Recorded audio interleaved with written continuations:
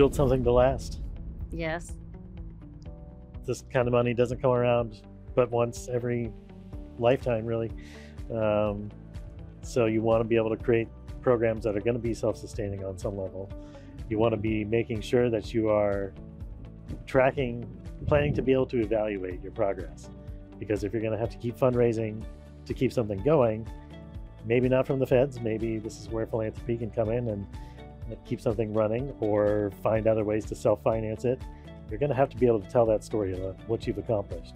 So plan for that evaluation now and make sure that we've got good data in 5 years, 10 years when the results start taking shape. Yeah, and there's something else that you actually said at a client site one time that was around, I think they had like, I don't know, $40–50 million or something. They were trying to upgrade their high school.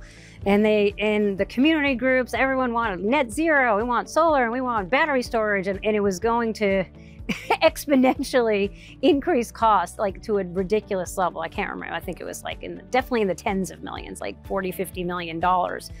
And the point that you made was that building is like 0.001% of your emissions.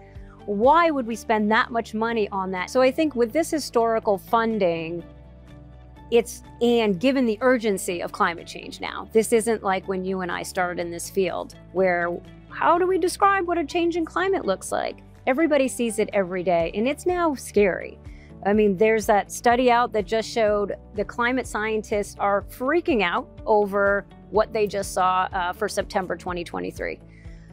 This was off the charts. If anything that's been wrong about the climate science is that it's just happening faster than they expected. And so I think with all of that right in our face now, the urgency has to be, when you have this kind of money come in, you've got to hit the areas that are going to have the greatest impact on emissions reductions, but also you don't really have a way to get to otherwise.